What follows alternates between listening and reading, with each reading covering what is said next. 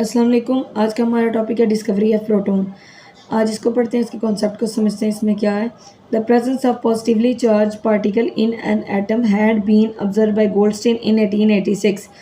जो हमारे पास positive charge particle थे उसको सबसे पहले किसने ऑब्जर्व किया था? गोल्डस्टीन ने। और कब किया था? 1886 में। It was based on the concept that atoms are electrically neutral having same number of positive and negative charges.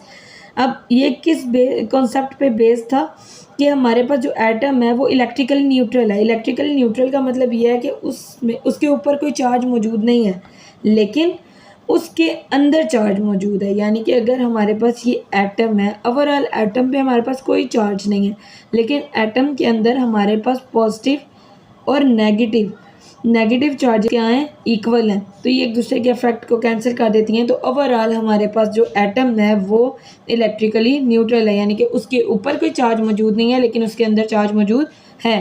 He did many experiment with the gas discharge tube having a perforated cathode. उसने बहुत सारे experiments किए एक gas discharge tube को लेके, जिसका cathode क्या था? परफोरेटेड था। परफोरेटेड का मतलब ये था कि जालीदार कैथोड था। ठीक है, जैसे कि अगर आप इस डायग्राम में गौर से देखें तो हमारे पास ये एक डिस्चार्ज ट्यूब है जिसके अंदर हमारे पास दो इलेक्ट्रोड्स हैं, एक एनोड है दूसरा कैथोड है। और जो कैथोड है उसमें छोटे छोटे सुराख हैं, उसमें जाली है। तो हमारे पास A new type of rays were produced from anode which moves towards cathode। तो हमारे पास एक नई टाइप की रेज प्रोड्यूस हुई थी एनोड से, जो कि मूव किसी कैथोड की तरफ मूव कर गई थी। तो उसने इन रेज को क्या नाम दिया? Canal rays or anode raise. तो उसने इन रेज को क्या नाम दिया? कैनाल रेज या फिर anode rays. He called these rays as canal rays or anode raise.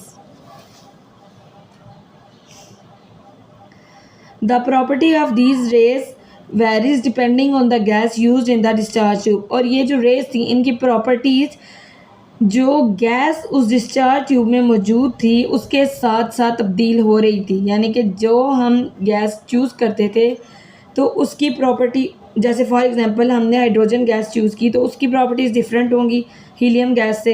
Helium अगर चूज़ की तो हीलियम की प्रॉपर्टीज़ डिफरेंट होंगी। इस तरह अगर हम कोई और गैस चूज़ करते तो उसकी प्रॉपर्टीज़ डिफरेंट होती। तो गैस के चेंज होने से उसकी प्रॉपर्टीज़ भी, रेज की प्रॉपर्टीज़ भी चेंज करती गई। In fact he discovered gas ions. उसने गैस आइंस डिस्कवर किए और and this also added hydrogen आइन। और इसके साथ साथ हमारे पास हाइड्रोजन आइन भी ऐड हुए। Goldstein did not know about its significance. Goldstein को उस वक्त उसकी सिग्निफिकेंस का, उसकी इंपॉर्टेंस का, सिग्निफिकेंस का मतलब होता है इंपॉर्टेंस, उसका नहीं था पता, उसको उसकी खसूसियात का नहीं था पता। In 1917, Rutherford did many experiments which proved that hydrogen nucleus is present in other nuclei।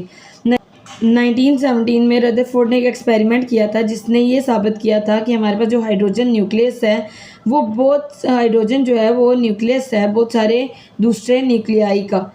यानी कि बहुत सारे दूसरे न्यूक्लियाई में जो न्यूक्लियस प्रेजेंट है वो कौन सा है? Hydrogen nucleus.